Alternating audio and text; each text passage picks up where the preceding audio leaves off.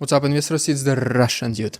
Russian President Vladimir Putin has appointed Artyom Zhoga as the presidential representative to the Urals Federal District. Zhoga is known for his previous role as the commander of the Donetsk People's Republic, Sparta Battalion, a unit that has witnessed the eliminations of its former leaders, including his own son Vladimir, in combat. This appointment is not an isolated incident, but part of a broader trend where former military figures are being elevated to prominent public positions, with at least 3 war veterans ascending to senators' roles and dozens more taking up regional governmental posts. A pressing question emerges. Is Putin sincere in his assertion that war veterans will form a new elite of Russia? Are we witnessing a transformation where a country is increasingly governed by individuals drawn from the ranks of former infantrymen and tank operators? We already spoke about criminals repelling their sins by signing military contracts. And now, the very same sick-minded people whose mental health has been completely compromised by the horrors of the war are taking up the most important government positions. Which kind of democratic, pro-people decisions can these people take? What kind of government Putin wants to surround himself with? I do not have a PhD in political science, and I don't think I need it. But I think a country ruled by war criminals is not going to be a good place to live in several years. Could I be wrong? The Russian military is currently experiencing the pressing need for new recruits to fill its ranks for its ongoing conflict. This shortage has led to the government to implement a series of incentives designed to attract potential soldiers. Financial payments have been substantial. For example, lump sum payments for enlisting has escalated dramatically, reaching 3 million rubles, or approximately 31,000 already dollars in regions such as Belgrade. This number already exceeds the sign-up bonuses in first world countries. We already know that eventually Russia will find itself extremely tight on resources, but this is what Putin decided to do anyways. How many more people will get motivated to sign their death contracts anyways? Those who wanted to sell their lives for $15,000-$20,000, well, they already did it. Those remained did not want to sign the contract anyways, so 31,000 is most likely not gonna change their minds. But Putin found a new way to encourage people to join the military.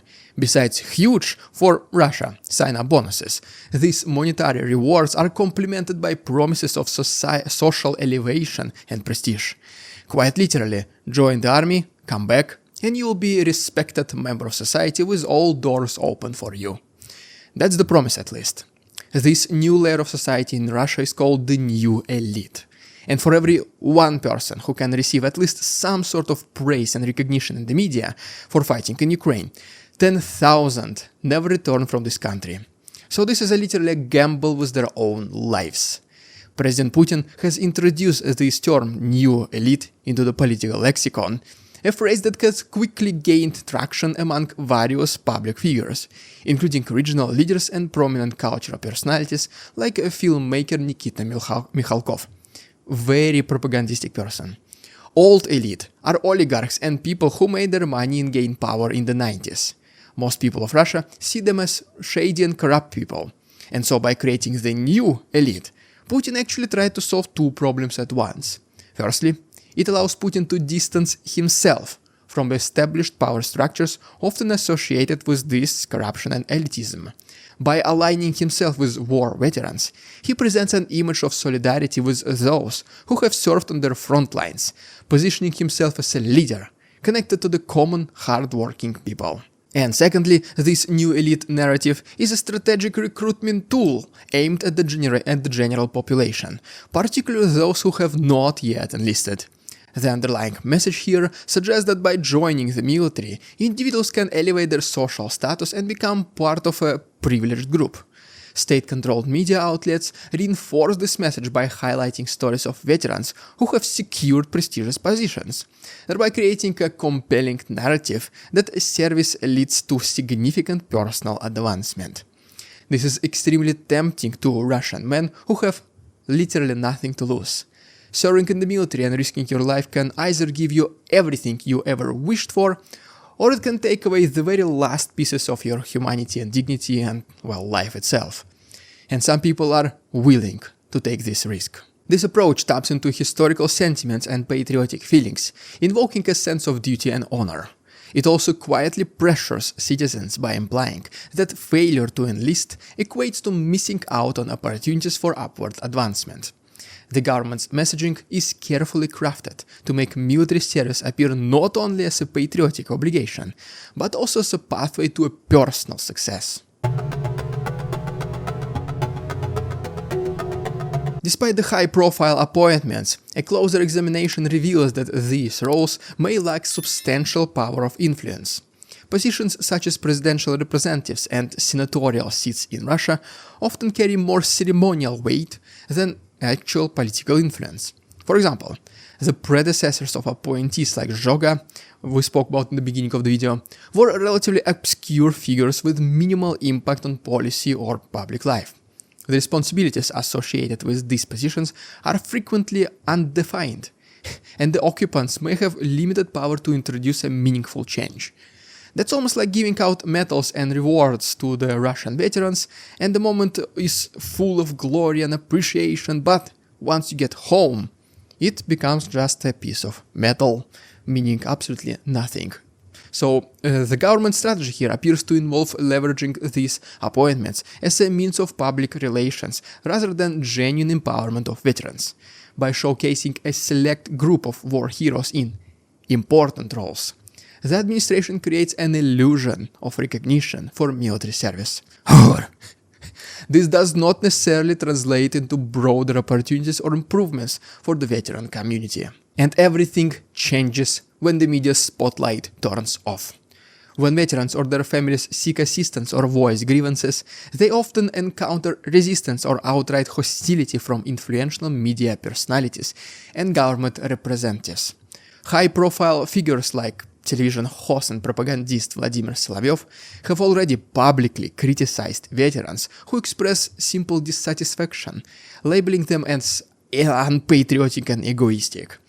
Another commentator, Dmitry Puchkov, has questioned the legitimacy of complaints from soldiers' families, implying that they are being manipulated or acting dishonestly or even being paid by the West. This is absolutely ridiculous. One of the most controversial stories is when he got a message from the mother of a missing soldier, simply trying to get information about her son. And this guy Puchkov said the following: "Why would you care? He's fighting in Ukraine, that's all you need to know. Or are you trying to get some sensitive military information? Is it Ukraine or America that pays you to ask these questions?" Imagine this attitude towards a mother who does not even know where her son is. This dismissive attitude extends to bureaucratic roadblocks that veterans face when attempting to access benefits or medical care. There are reports of injured soldiers struggling to receive compensation, prosthetics, and rehabilitation services. The systemic inefficiencies and lack of accountability create an environment where veterans feel neglected and undervalued, despite the government's public declaration of so-called support. The reintegration of veterans into civilian society is complicated by growing dissatisfaction as well. Reports of violent incidents involving former soldiers have emerged, including cases of assault, theft, and other criminal activities, much more worse criminal activities. Most of these incidents involve individuals who were previously incarcerated and granted early release in exchange for military service, just confirming once again that criminals belong in jail, not on the front lines. Communities across Russia have expressed concerns about safety and social consequences. Instances of aggressive behavior and antisocial conduct by some veterans have led to a reluctance among the public to even engage with them. More and more regular people realize that special military operation veterans are very tricky people, to say the least. They might seem normal at first, but some minor things might trigger significant emotional or even physical outbursts. That is why it is extremely hard to evaluate a person in military uniform that is in front of you. And Russians prefer to play it safe and, well, not engage with such people at all. The same thing with the employment opportunities. Signing a $30,000 military contract and receiving $2,000 to $3,000 monthly salary is great for some people. But once they're back home, They can no longer find any meaningful jobs which will pay remotely close to these numbers. Employers are simply afraid to take emotionally unstable people, prone to violence. So in the best case scenario, veterans can get a job as a supermarket security guard, getting like $300 per month. And all of the dreams of glory, recognition, respect and wealth are fading away within weeks of returning from the front lines. The huge difference between the government's portrayal of veterans and their actual experiences has significant implications for the social stability. The creation of a marginalized class of veterans who feel neglected and resentful possesses a risk of increased social unrest. These individuals, trained in combat and feeling betrayed by the society they served and protected quote unquote, may become disillusioned and potentially radicalized. The disparity between the promised honors and the reality of neglect undermines trust in governmental institutions. The perception that the government exploits veterans for propaganda purposes while failing to address their needs could lead to broader disillusionment among the population.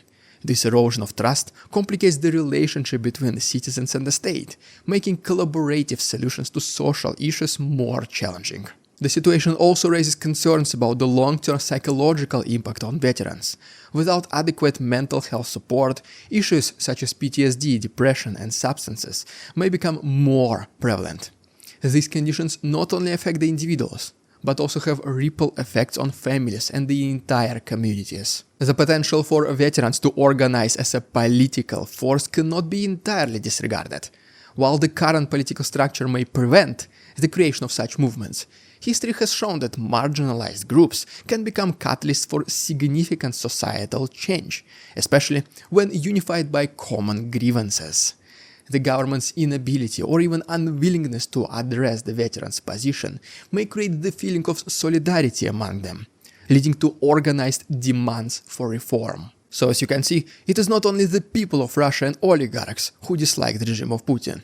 These ideas started to seep through the cracks into the minds of military representatives, someone who Putin always considered to be on his side.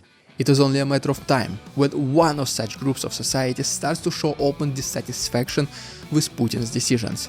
The other two will quickly catch up, forming a massive force against Putin and whoever few is left to defend him. Well, there you have it, guys. Thank you so much for watching. If you want to see more videos like this, please subscribe to my channel and like this video. If you wish to support my work, there are links down below. Thanks so much for watching. See you tomorrow.